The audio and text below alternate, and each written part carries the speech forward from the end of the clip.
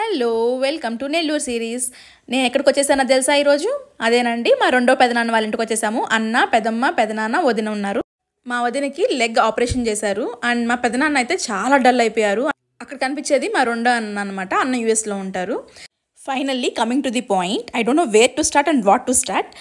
నేను ఈరోజు చదువుకొని ఏదో కొంచెం చదువుకొని మంచి జాబ్ చేస్తున్నానంటే కారణం అయితే మా పెదమ్మ, పెదనాన్న, మా ఇద్దరు అన్నలు.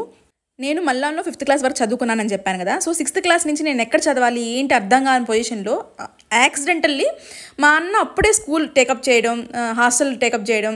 సో ఇంకప్పుడు అన్న వాళ్ళు పెదమ్మ వాళ్ళు డిస్కస్ చేసుకొని నన్ను తీసుకొచ్చి ఇక్కడ పెట్టుకోవడం. సో నేను 6th నుంచి 10th వరకు చదువుకోవడం. మళ్ళీ 10th నుంచి ఏం చేయాలి అనుకునే టైంలో మా పెదమ్మ వాళ్ళు ఊరు నుంచి షిఫ్ట్ అయిపోవడం ఇక్కడికి కొనుక్కొని. So intermediate first year second వాళ్ళ ఇంట్లో చదువుకోవడం అసలు నా కోసమే వచ్చినట్టు అనిపించింది. ఇక్కడ చూసారా మా అన్న చాలా భయం అండి. నేను చిన్నప్పటి నుంచి అన్న అంటే అంత భయం. సో ఆ భయం వల్లేమో నేను చదువుకోగలిగాను, లేకపోతే అన్న అనే లీనియన్స్ ఉండేదేమో. నేను ఎప్పటికీ రుణపడి ఉంటాను అని మర్చిపోలేను కూడా. మా పెదనాన్న అయితే మేము 5కి అలారం పెట్టుకుంటే 3 నుంచి లేపేవాడు అనమాట చదువుకోవడానికి. ఎక్కడికైనా వెళ్ళాలన్నా ముందు నుంచి లేపుతూ ఉంటాడు అనమాట. అంత టెన్షన్ మా పెదనాన్నకి. యాంటీబయాటిక్స్ అవి వాడడం వల్ల పాపం చాలా నీరసించిపోయాడు. అసలు ఇలా ఉండడండి మా పెదనాన్న. జోక్స్ వేస్తా, మాకు ఏదో పేర్లు పెడతా, ఒక్కసారిగా కామ్ అయిపోయాడు పాపం. సో ఫైనల్గా కాసేపు అలా కూర్చొని మాట్లాడేసేసి ఇంకైతే మేము స్టార్ట్ అయిపోయాము. ఇంకో లాస్ట్ పాయింట్ నా మెమరీ నేను షేర్ చేద్దాం అనుకుంటున్నాను. నా పెళ్లి చూపులు, నా ప్రధానం అంతా పెదమ్మ వాళ్ళ ఇంట్లోనే జరిగాయండి.